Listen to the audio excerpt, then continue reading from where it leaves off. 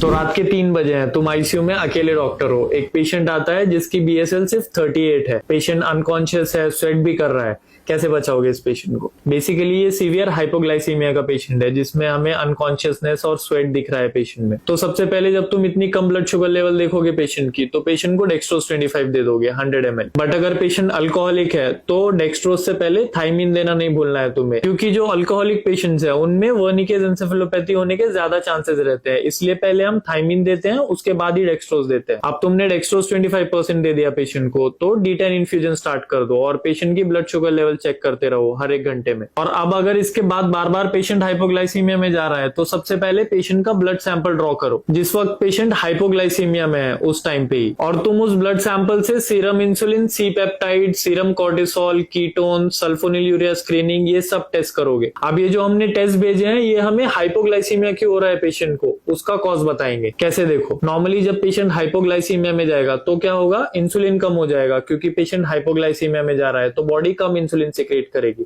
और कीटोन्स बढ़ जाएंगे। बट जो तुमने ब्लड टेस्ट भेजा था उसमें सीरम इंसुलिन हाई है even when the patient is hypoglycaemic. तो इसके दो मतलब हो सकते हैं, या तो पेशेंट ने सल्फोनिलयूरिया ड्रग लिए हैं जिसमें इंसुलिन ज्यादा सिक्रेट होता है, या फिर पेशेंट को पैनक्रियाज में ट्यूमर हो सकता है जिसको हम इंसुलिनोमा बोलते हैं, जिसमें कंटिन्यूअस इंसुलिन सिक्रेट होता रहता है even when the patient is hypoglycaemic. तो हमने जो ब्लड टेस्ट भेजा था अगर उसमें इंसुलिन हाई आया या नॉर्मल भी आया तो ये मोस्टली सल्फोनिलयूरिया ड्रग की वजह से हो सकता है या फिर इंसुलिनोमा की वजह से हो सकता है। तो इसमें तुम डेक्सट्रोज इन्फ्यूजन लगाओ और शुगर मॉनिटर करो और ऑक्ट्रियोटाइड भी दो पेशेंट को। ये ऑक्ट्रियोटाइड जो बीटा सेल्स होते हैं पैनक्रियास पे उनको इनिबिट करके इंसुलिन का प्रोडक्शन कम करता है, जिसकी वजह से पेशेंट हाइपोग्लाइसीमिया में ना जाए वापस से। तो जो पेशेंट ने सल्फोनिलयूरिया ड्रग लिए थे जिसकी वजह से इंसुलिन ज्यादा बन रहा था या फिर इंसुलिनोमा है पेशेंट को, वो भी अब अपना इंसुलिन सिक्रेशन कम करेगा जिसकी वजह से बीएसएल स्टेबल हो जाएंगे। एंड अगर हमारा सीरम इंसुलिन ज्यादा आता है और सी पेप्टाइड कम आता है तो इसका मतलब है पेशेंट ने बाहर से इंसुलिन इंजेक्ट किया है। और अगर इंसुलिन कम है और कीटोन्स बढ़े हुए हैं ब्लड में, ये मोस्टली सेप्सिस में हो सकता है या फिर स्टार्वेशन की वजह से हो सकता है, या ये अल्कोहलिक पेशेंट्स में भी हमें देखने को मिलता है। एंड अगर हमें ब्लड में कोर्टिसोल लेवल्स कम मिले हैं इसका मतलब ये एड्रेनल इनसफिशिएंसी है जिसमें ब्लड शुगर लेवल्स ड्रॉप हो जाते हैं, क्योंकि कोर्टिसोल लेवल्स कम होते हैं तो बॉडी ग्लूकोनियोजेनेसिस नहीं कर पाती, मतलब ग्लूकोज नहीं बना पाती अच्छे से। तो अगर पेशेंट के ब्लड में कोर्टिसोल लेवल्स कम आए हैं तो हम पेशेंट को हाइड्रोकॉर्ट देते हैं। अगर अल्कोहलिक पेशेंट में हाइपोग्लाइसीमिया है तो न्यूट्रिशन अच्छा देना है, थाइमिन देना है और डेक्सट्रोज इन्फ्यूजन लगाना है पेशेंट को, एंड ब्लड शुगर मॉनिटरिंग करनी है एवरी 1 आवर। और बहुत बार जब आईसीयू में पेशेंट सीवियर सेप्सिस में होता है या लिवर फेलियर में होता है, पेशेंट रीनल फेलियर में होता है,